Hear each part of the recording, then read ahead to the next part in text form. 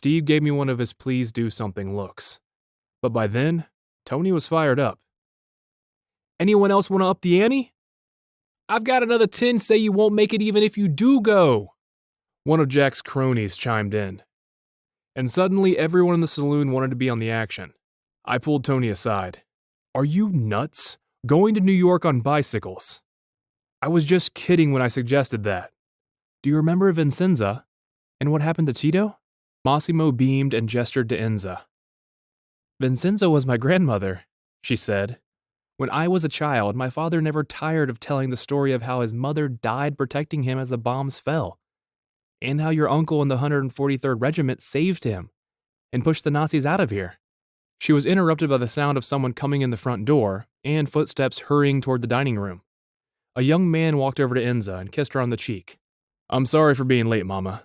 The wholesalers wanted to haggle over the price of cheese. Enza took his hand and patted it as mothers do when forgiving a child a small transgression. Susanna, she said.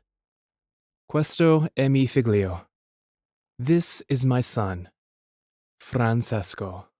Before attempting to discuss any specific type of illness, be it physical or mental, let us first discuss some fundamentals. The word illness is defined as an unhealthy condition, poor health, dictionary.com. Other related terms include disease, ailment, sickness, and disorder.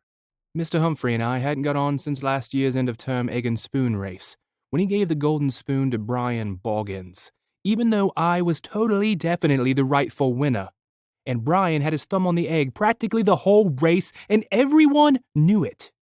Since that fateful day, both Brian and Mr. Humphrey were my sworn enemies, and I was biding my time, waiting for the day when the sweet taste of revenge would be mine.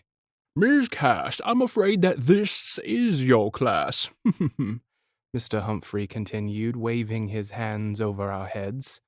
I apologize in advance. They're a sorry-looking bunch, I know.